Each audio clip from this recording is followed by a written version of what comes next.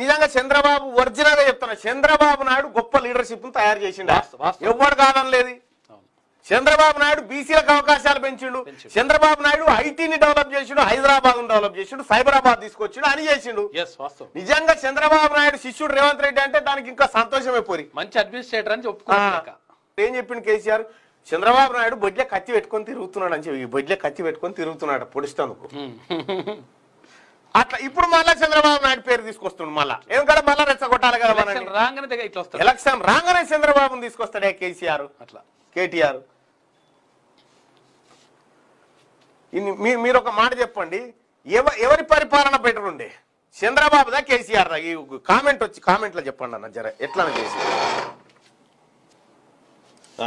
జర కామెంట్లు వచ్చి చెప్పండి దయచేసి, ఈ ఇద్దరిట్లలో ఎవరి పరిపాలన బాగుందనేది తెలిపోతుంది. ఇప్పుడు చెప్పురు ఇక.